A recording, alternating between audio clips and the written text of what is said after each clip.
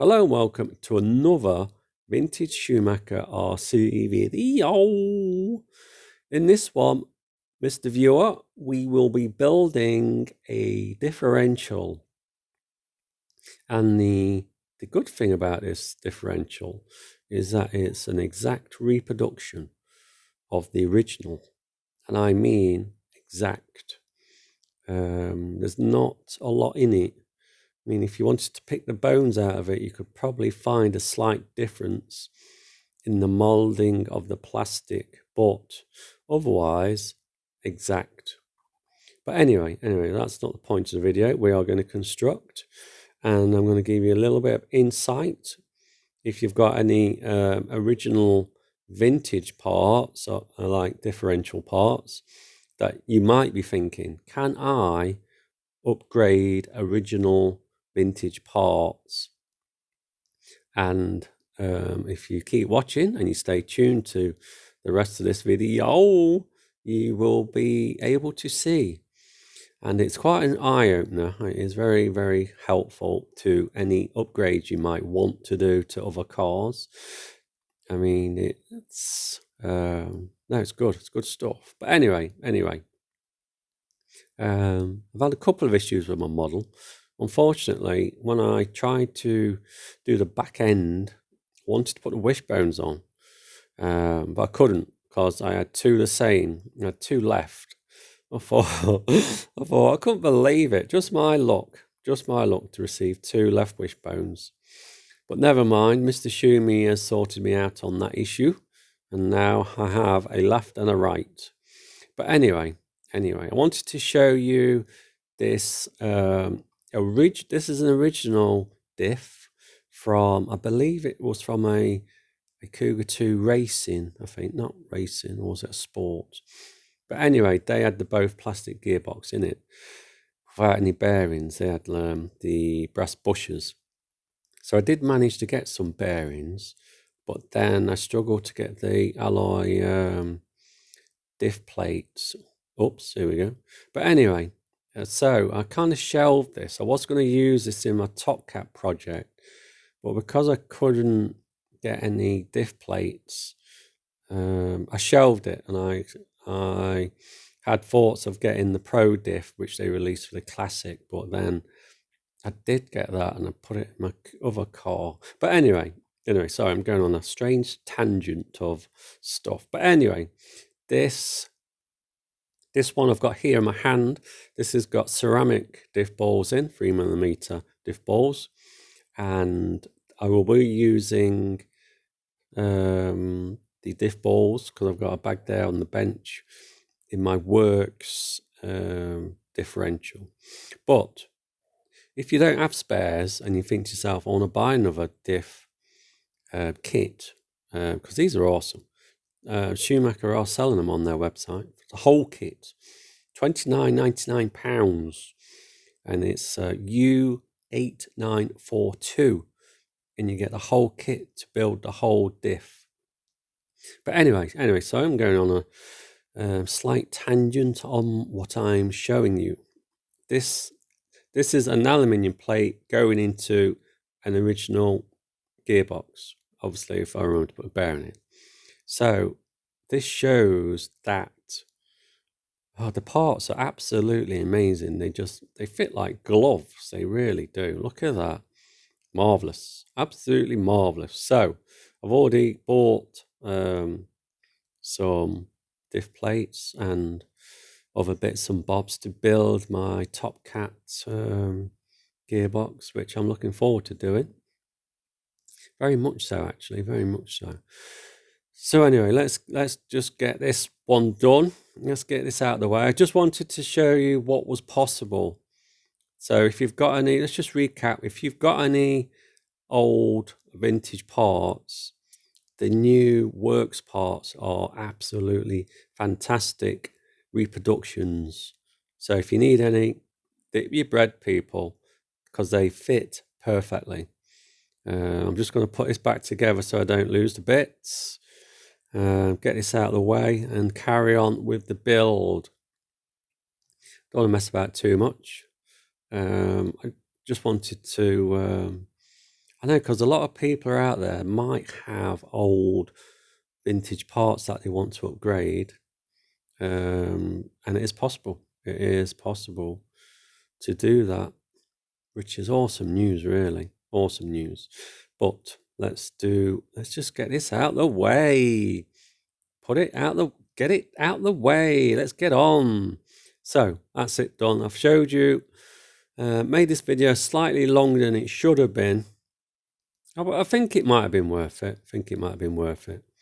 So let's get back to what we're supposed to be doing. I've shown you some interesting stuff, I hope. Or, yeah, I hope. Anyway, so in the manual it says clean these plates and degrease them. But then it tells you to silicone grease them. I suppose it's just to make sure that you've got a nice clean surface to begin with. But I've just covered them again in grease. But hey, how it don't matter. So let's kind of start from scratch. So we're putting this diff together. Very simple. It's very click and play. You just push your bearings in, job done. Look at that, easy peasy. So you get your two bearings in, click straight in, and then in the manual don't lose that. There's your center bearing that goes in between your two diff plates. The manual suggests that you slather your diff in silicone grease, which is a good idea, which I will be doing. I don't normally follow the manual, but on this occasion, because Mr. Schumacher supplied some silicone grease in the kit, this is awesome, because in the Stone Age, when you bought a kit, you got nothing. All you got was your kit. You got no oil, you got no grease, you got no Loctite, you got no bearings. I mean, I'm not bitter about any of that, but now you get everything, which is cool. All you've got to really do now is include a motor and a pinion, or even a pinion. Yeah, that would be nice. But anyway, let's not go too mad expecting too much. But anyway, let's get back to what I'm thinking. I'm thinking diff balls, and I'm thinking how I'm gonna pour them out the bag without losing them all. Oh dear. But anyway, these are 3mm and they fit perfect. These are ceramic, just in case you miss that. You can get tungsten, which is an upgrade, the tungsten diff balls. I suppose, I don't know if there's much difference between tungsten and the ceramic. I've always liked ceramic, but if there's any major difference, just let us know in the comments. It's always nice to have a bit of debate or discussion. But anyway, I'm going ceramic. That's what I'm doing. And I'm actually using the supplied silicone. Look at this, beautiful. And this is why I'm wearing gloves, because I'm allergic to silicone. So I don't really want to be poorly. So you might think to yourself, oh, why is he wearing gloves? It's only silicone grease. I'm actually allergic to silicone, so I do always wear gloves when I do stuff like this. But I suppose you should as well. You don't really want silicone on your skin. But never mind, that's just a safety tip, which I always follow myself. I always wear gloves, keep my hands nice and tidy, definitely. But anyway, I have siliconed my aluminium diff, and now I've put my diff plate on, which is very strange, because originally, I'm not talking this model, I'm talking the very early Cougars with their ball diff. You had to stick like super glue your friction paper to your diff plate, which has changed a lot in 30 5 years. But saying that, this came out in 93, so it wouldn't have been 35 years, it would have been about 10. Because Mr. Schumacher invented his ball diff in the late 70s, I think it was. But anyway, sorry. Let's just get on with this. So both diff plates are covered in silicone. Now I'm going to apply said silicone to the differential wheel or center. I always end up doing this differently. I haven't got a set method of doing this. I don't know why, but it's different. It always comes out different. I always have plans of just slapping the balls in, but then that's just me. So anyway, on this one, I'm trying to be professional, trying to do it professional for the video. I suppose everyone's got different techniques, but my technique for this one is just to plaster. I'm not actually plastering. I don't want too much in there. You never want too much grease in there. I mean, I've took some diffs apart in the past, and wow, you want to see what happens after a bit of time to your diff. So I would suggest stripping it down occasionally and cleaning it if you want to be a professional. But anyway, your silicone grease is being applied.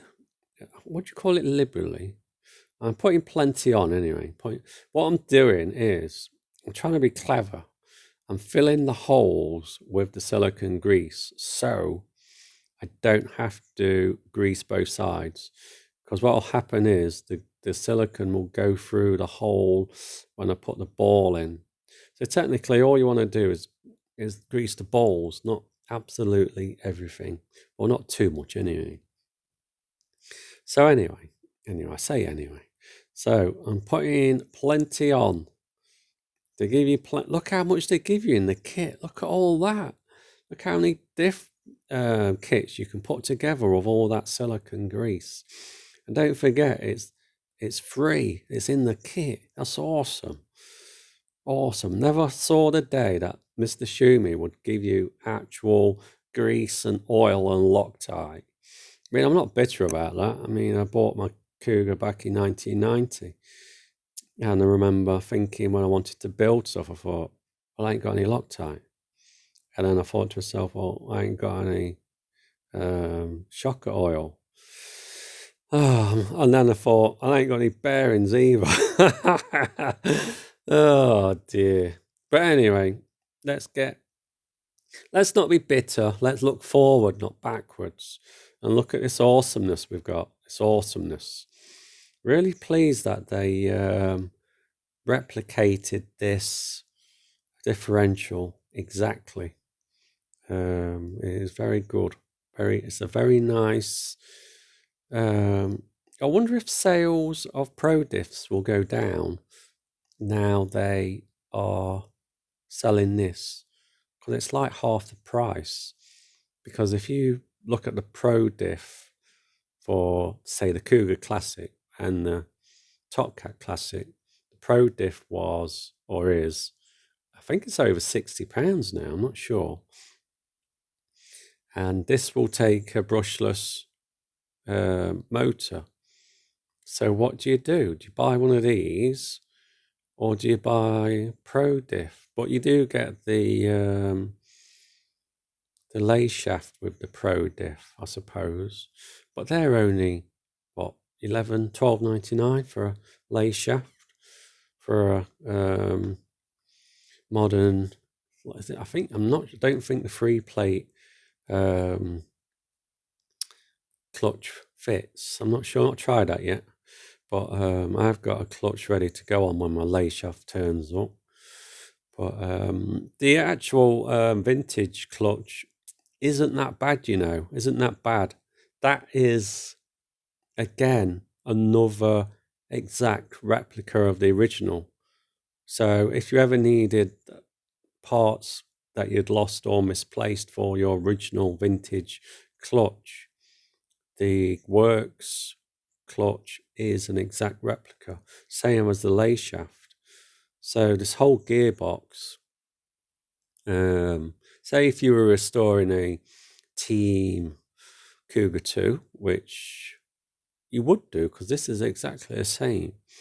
This is an exact replica. I mean, you could reference this to my Cougar 2 team restoration video of the gearbox, and the proof is in the pudding. If you watch that, you will see that this is exactly the same. But this is the Works Classic. So they've made Mr. Schumi and his team have made a fantastic job of replicating the parts. I mean, you're talking 30 years apart, so they've done very well to do this. And there is a thriving market, as in the revival of vintage racing. But would you call this vintage racing anymore? Because it's now. I mean, I know it's a revival, but it's now. I mean, do people expect these to compete against the modern stuff? I think they would. And I think they will. They will compete, definitely. But anyway, so differential. Oh, here's my smear. These are my spare chrome balls. I haven't bought tungsten. I've gone for ceramic. 3mm, don't forget, people. They are 3mm balls. But this is the center shaft, and don't forget to put your thrust bearing in, and your space. Oh, they're not spaced washers. They are sprung washers. The reason they're sprung, okay, a bit of technical information. The reason they are sprung is to lock it, because it's technically a locking washer, these two washers. So make sure you put them in the right way around. They point, they don't sit in each other, they face each other. So it's like a spring, the sprung loaded. So make sure you put them in the right way around, the two washers. That is technically, is that a pro tip, or that's in the manual, to make sure you put them in the right way around? Because there is no locking nut on this. There's no locking nut to hold it together. Those two sprung washers are technically a locking washer. Very miniature locking washer. Very, very clever. But anyway, let's get these supplied. These are supplied bearings for our owl, for our diff, which is awesome. It really makes a change, doesn't it? Really makes a change when you get bearings in your kit. But don't forget, these are basic bearings. You can get ceramic bearings. You can get all different types of bearings. But would I bother getting different types of bearings? Probably not, because that's not going to make much difference to my racing style. So I'm not going to get like seconds faster on the track by upgrading the bearings. This is a very nice diff anyway, so it kind of, look at that, perfect replication. I'm looking forward to putting this this Cougar 2 racing diff together for my that's my Top Cat project. Oh, that's a very tasty project. So let's do this properly. Let's look professional on our video. Bearings on. Oh, look at that. Lovely. You've probably noticed that I've already put my washers on. The other thing was the screw. Let's call it the screw, not the shaft that goes through the center. That is a threaded screw. Slightly different to the no, it's not different to the original, because the threaded screw was used in the team edition. Because I do have a spare threaded screw.